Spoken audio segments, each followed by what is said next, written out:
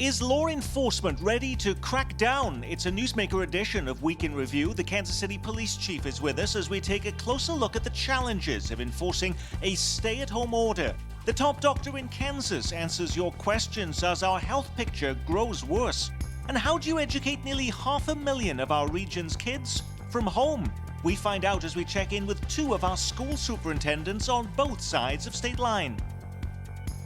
Week in Review is made possible through the generous support of Dave and Jamie Cummings, Bob and Marlise Gorley, Smithfield Foods, Haas and Wilkerson Insurance, the Courtney S. Turner Charitable Trust, John H. Mize and Bank of America N.A. co-trustees, and by viewers like you.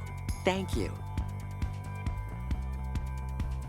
Welcome everyone, I'm Nick Haynes, and just like you, we are changing and evolving right here at KCPT. You know, many of you know, of course, that television is a team sport. It's actually hard, though, to bring that team together when almost every member of the KCPT staff is now working from home. We have some members of staff in self-quarantine. Others, just like you at home, may be fearful to go outside of your home, and we respect that too. And in fact, last week on our program, every single guest wanted to come out of their homes to appear on the program. 1 week difference, no one wants to be here with us. So we're doing all of these interviews this week in remote. We're going to be going to them. And we're going to start right now in Topeka, where we are checking in with the state's top doc, Kansas Health Secretary Dr. Lee Norman. By the way, he's very familiar with us here in Kansas City. He's lived here and is the former chief medical officer at the University of Kansas Hospital. Dr. Norman, thank you for spending the time with us. We are now about a week into a stay-at-home order in the state of Kansas. Are we behaving ourselves or are we coming up short? Coming up short. We have a way of measuring how much people movement there is, and it's through your phones that you carry with you. And we started off about 10 days ago with a 30% reduction in people movement, we'll call it, and actually have backslid a little bit this week for reasons that I have a hard time understanding. So what happens next then? If we're not doing what we are supposed to be doing, does that mean we reduce the number of business exceptions? Do we tell people they have to wear face masks? Do we use law enforcement now to keep people into their homes? Well, I think the exceptions are many, first off. And I think that people, though, are making a game out of trying to figure out how to skate around them. Because I know, for example, when I see absolutely every bay of a car wash filled and people in cars behind, and this is the kind where you get out and spray off your car yourself, I don't think of car wash as an important task to do. They should not be doing that. Well, we have golf courses open in Kansas. We have lawn care companies. They're allowed to open. Dry cleaners, daycare centers, accountants, insurance agents, car dealers.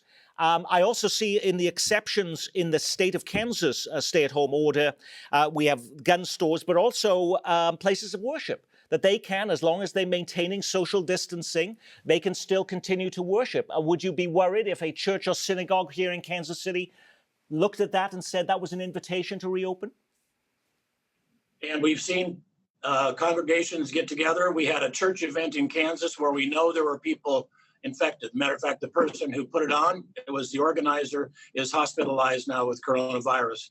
And those people, they came to this event, they scattered to many different counties, like to the wind, and are then having to be managed in many different counties. And we hope will take it seriously and quarantine themselves. While the president just recently said we're in for a rough 2 weeks, are we in for a longer rough patch in Kansas and Missouri? Getting a lot of attention right now are state-by-state projections from what is called the Institute of Health Metrics at the University of Washington, which claims Kansas won't peak until April 27th.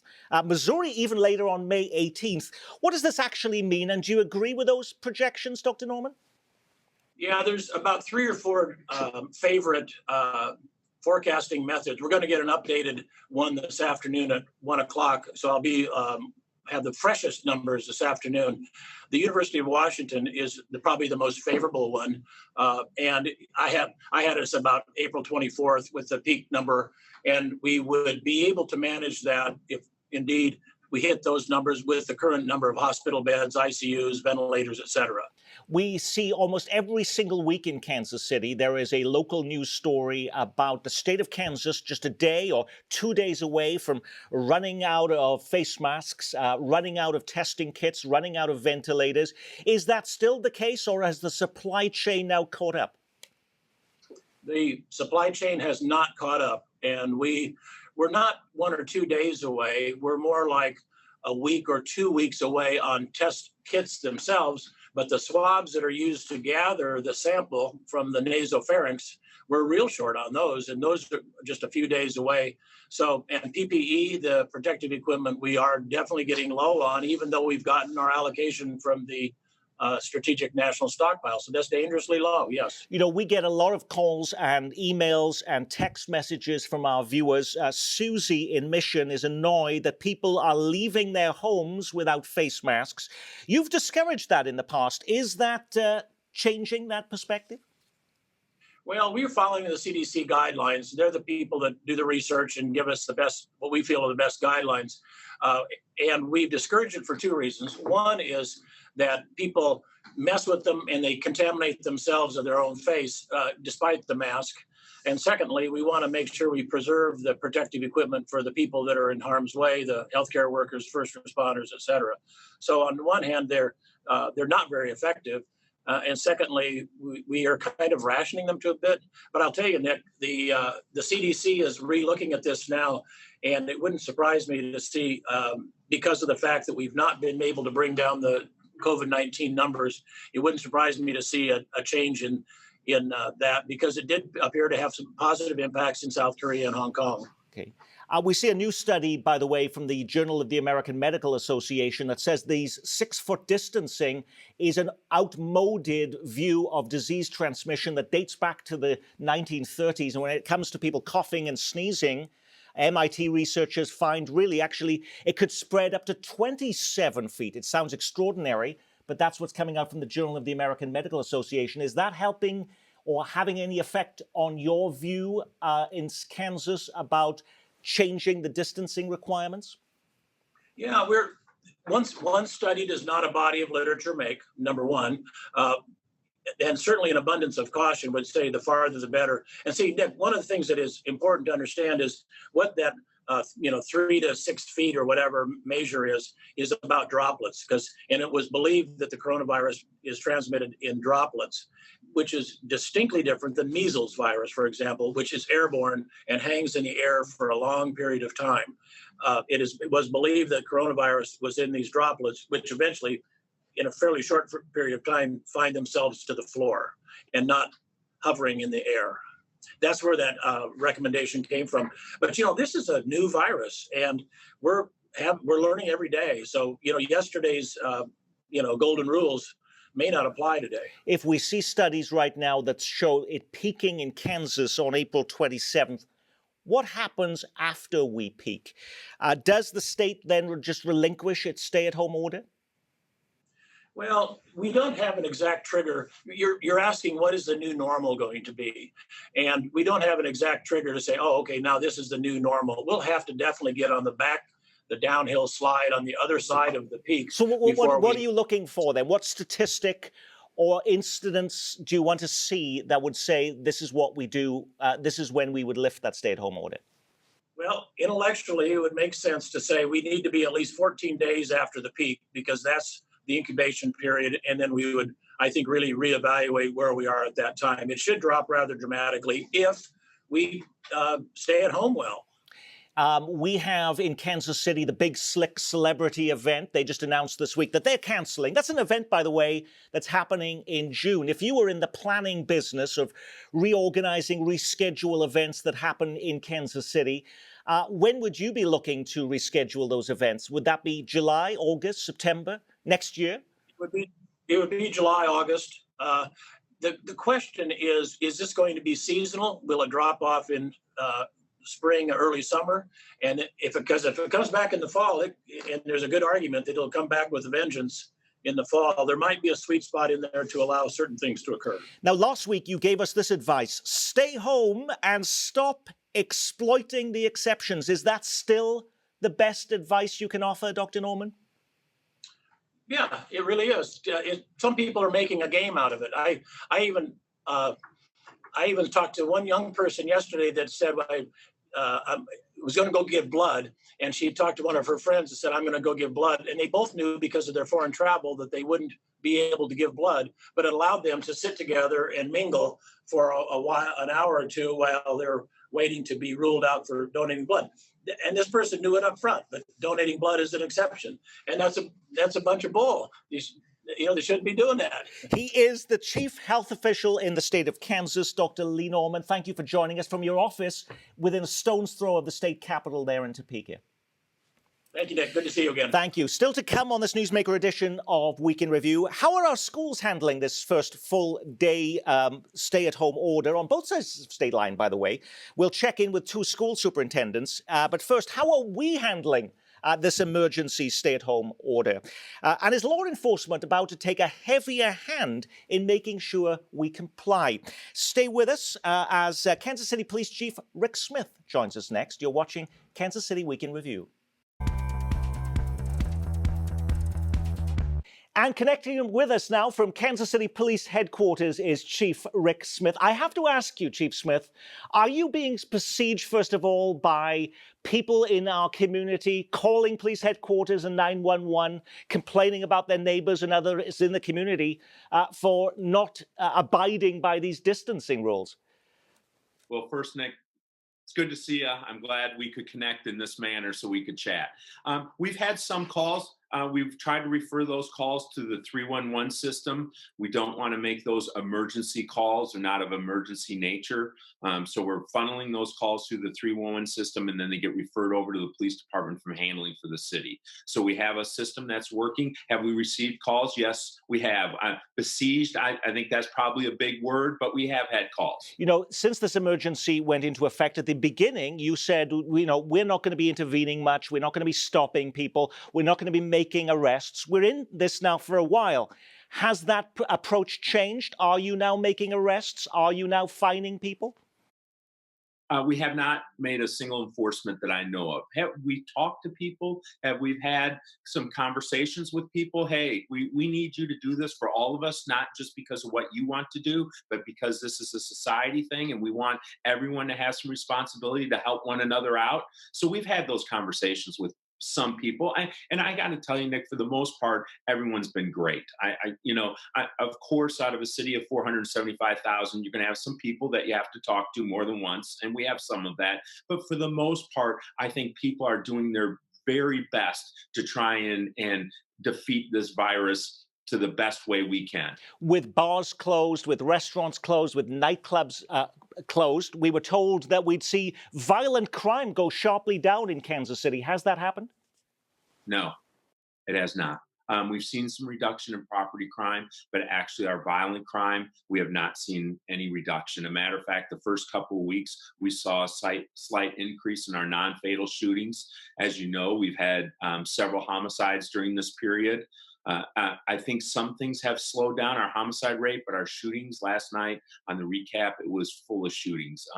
So no, our violent crime has not stopped. And that's what the city has to weigh with, and myself as a chief of police, about our officers and our employees and how we're going to weigh public safety versus our officer safety and what we can do to maintain this city and the status of as much public safety as possible during these times. Well, you talk about officer safety. I know in Detroit we have 1 in 5 police officers in Detroit now in self-quarantine. Even the police chief in Detroit is under self-quarantine. What impact is this having on your strength in Kansas City? Yeah, we've had some COVID-19 related cases. We have 2 members out with positive tests right now. We have several other members who are under testing without the results back. We're monitoring that closely. We have some plans in place to do backup staffing. If we were to lose staffing in one place, how we're going to move people around, shift resources to manage that. I would like everyone to know we have confidence that we'll manage anything that the city has that needs to be addressed during this time, that we will move people around and make it work. You mentioned some of the crimes that are going up. You mentioned burglaries are down because more people are home. But what about other crimes? What about traffic crimes at this point? You know, one of the funny things we saw in the very beginning of this is we saw traffic, just driving in general, seem to get much more aggressive.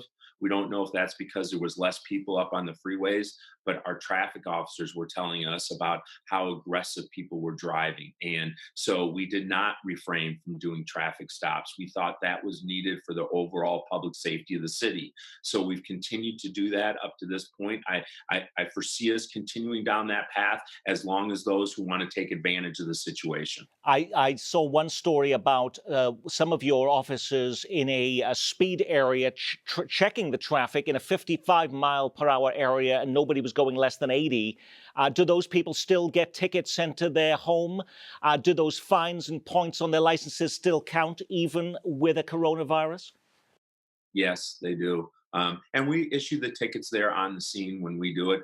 Now, we may not hand it to people. We might put it under a windshield or say, hey, we're doing this, or lay it on the windshield or windshield wiper, that kind of thing. So there's less interaction, but we're still trying to make the enforcement actions that we feel are needed. There was also concern about domestic abuse cases going up during this period of time. Have you experienced that? Well, we saw some of that early. I think actually one of our homicides was directly related to that. We've seen some shootings, non-fatal shootings that tend to be related to that. The numbers are hard to say because all the time we don't get contact with people right away. But it looks like that's staying fairly steady at this point, not a huge uptick. Now, for all of the angst, there must be some uplifting stories. What uplifting stories have you seen as you've moved around our city over the last week or so in this emergency order, Rick Smith? I will tell you that we've seen, a lot of charity, right? A lot of people step up. Our social workers are involved in food drives. We've delivered over 400 meals to different addresses through the city. And this is with partners like Harvester, other things like that. Our police department has benefited by donations, people bringing in masks, hand gel, all kinds of cleaning supplies, food, all kinds of stuff for officers who are out here on the front lines. And like I say, Nick, I'm very impressed how the city, what it has done. People always want to focus on what people aren't doing, but what the city has done, the majority of people are doing their very best to control this virus. And as a leader in this city, I'm humbled by that, and I'm very appreciative of being here in Kansas City during this time. Last week, your advice was stay home and watch your Netflix. Are you willing to expand that to stay home, watch your Netflix or public television this week?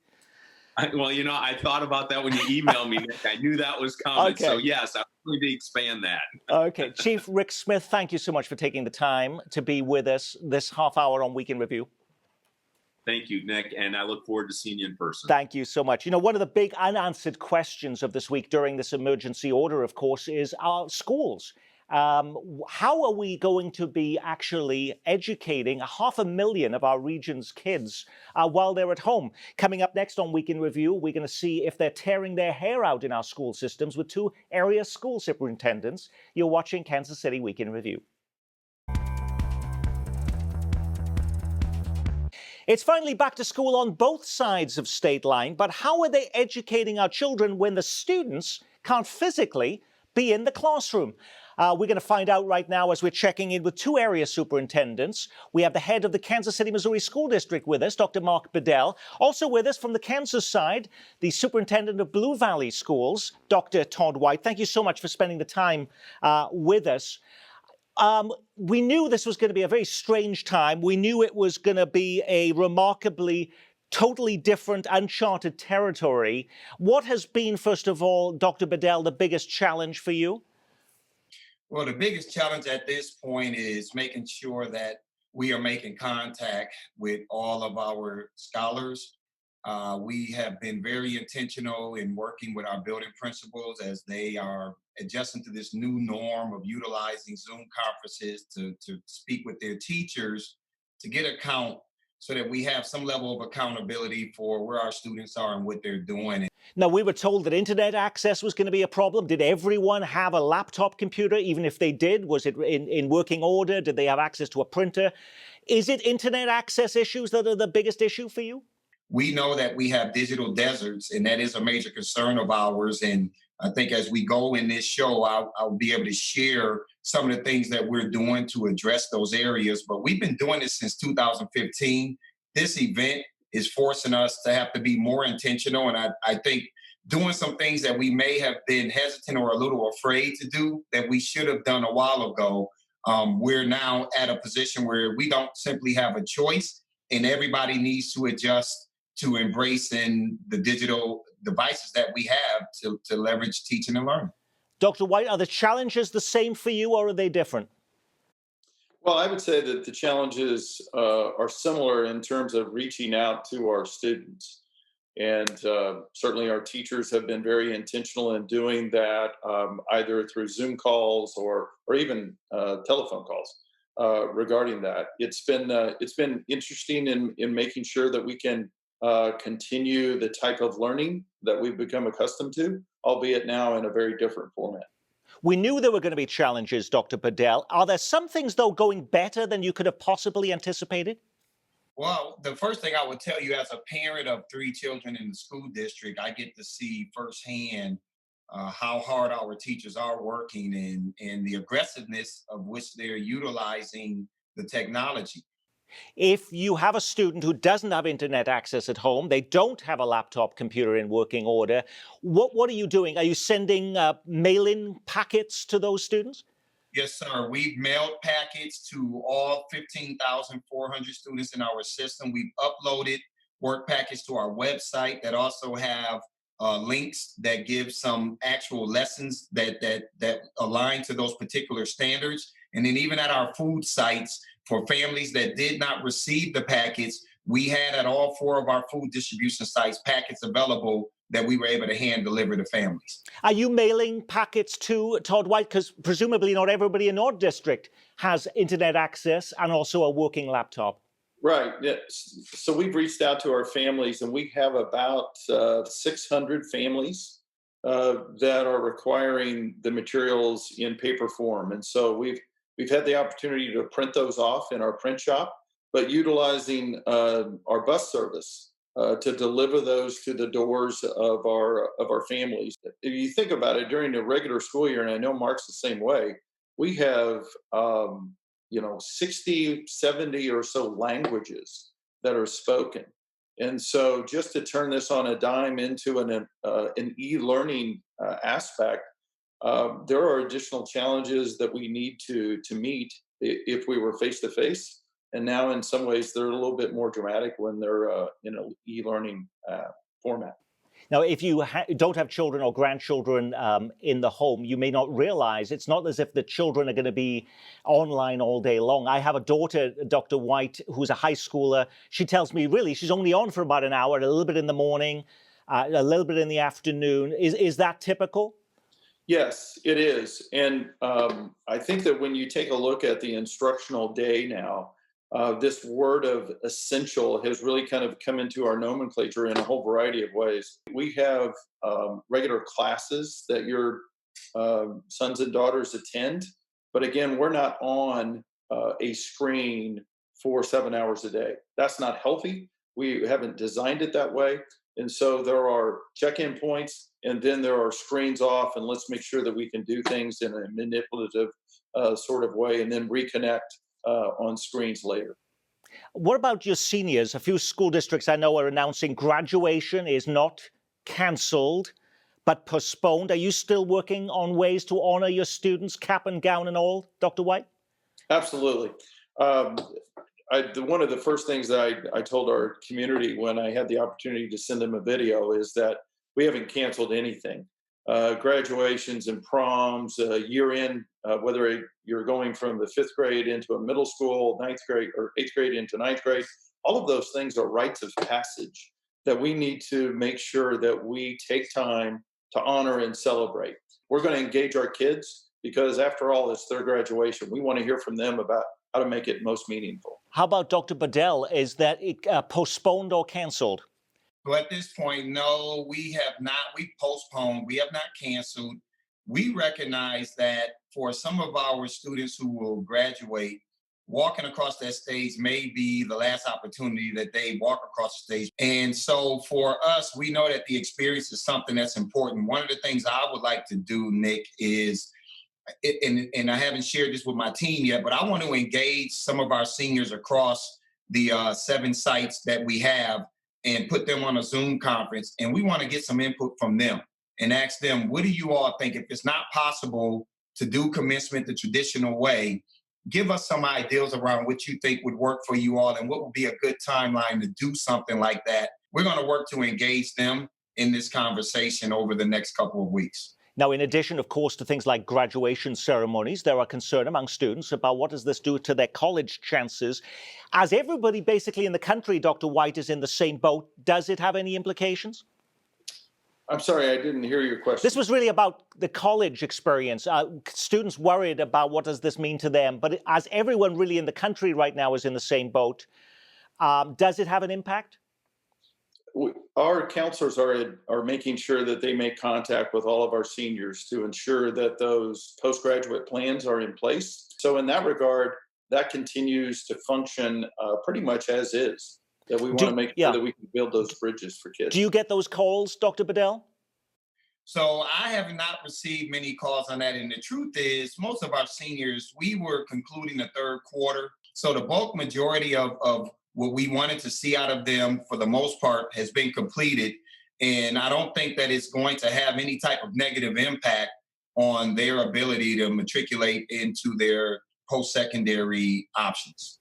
We heard from our viewers also about the issue of education and some of our young viewers. We heard from 16-year-old Alyssa, who's a high school student living in Overland Park. She says there's positives too in this. She says, I like not getting up early and starting class at 9 a.m. We can wear what we like. We get a 2-hour lunch period and the food is better. So when will all of this passes and students return, might some of these changes stick, Dr. Bedell? Yeah, absolutely. I think I've shared with many people that this is a defining moment, in my opinion, in the history of education. I think it will not look the same at the conclusion of all of this. And ultimately, it gives us an opportunity as superintendents to be very progressive. It is a great opportunity. Dr. White, can students, high school students in your district, after this is all over, expect 2-hour lunch breaks and starting school at 9 a.m.? Well, I'm not sure if we can do that, but I would totally agree with what Mark said, that I do think that this is a defining moment. There are some things that we won't go back to, and that's a good thing. There are going to be some really, really good things that come from this, and I think some of those are going to be the ability for us to reach students and family in a more authentic way. Dr. Todd White is Superintendent of Schools in the Blue Valley School District. Dr. Mark Bedell leads the schools in the Kansas City, Missouri School District. Thank you so much for taking time out of your day to be with us on Week in Review. Yeah, thank you. Before we leave you, while I know the news may be grim, we do have a lot to be grateful for. And in my own personal life, I have a 17-year-old daughter that I just referenced who's making all the meals now in our home. I have a 20-year-old son who took out the electric hair trimmers and cut my hair in the backyard this week. And for the first time in 29 years of marriage, my wife brought in all of the garbage cans this week. Wow. So we do have a lot to be grateful for. And we're grateful for you, too, for watching. From all of us here at KCPT, thanks for spending part of your weekend with us.